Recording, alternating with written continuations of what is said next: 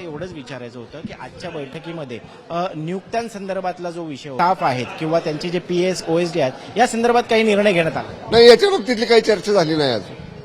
पण अनेक महिन्यांपासून हे रखडलेले आहेत आणि याबाबत मंत्रालयात म्हणा अधिकाऱ्यांमध्ये म्हणा खूप चर्चा आहे.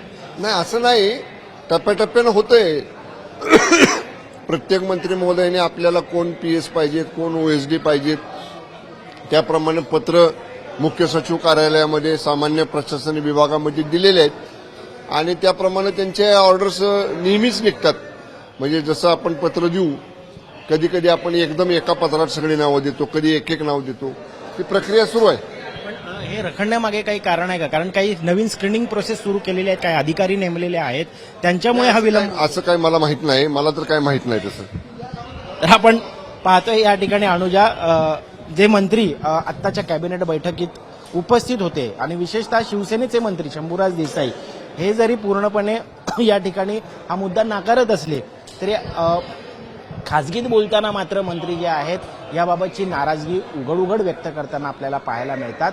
अर्थात काही टेक्निकल कारणांमुळे प्रलंबित आहेत असं जरी आता शंभूराज देसाई म्हणालेले असले तरी याला विलंब होतोय आणि याचा परिणाम मात्र या ठिकाणी मंत्र्यांच्या कामकाजावरती होतोय हे सुद्धा आपल्याला पाहायला मिळते. आणि त्यामुळे येत्या काळात आजच्या या बैठकीमध्ये जेव्हा हा मुद्दा उपस्थित करण्यात आला तेव्हा मुख्यमंत्र्यांनी नियमांना धरूनच नियुक्त्या केल्या जातील, परंतु त्याला जर विलंब होणार असेल तर याबाबतच्या सूचना त्यांनी दिलेल्या आहेत की लवकरात लवकर ही सगळी प्रक्रिया पूर्ण करून या ठिकाणी नियुक्तीचे ऑर्डर जे आहेत हे काढण्यात यावे.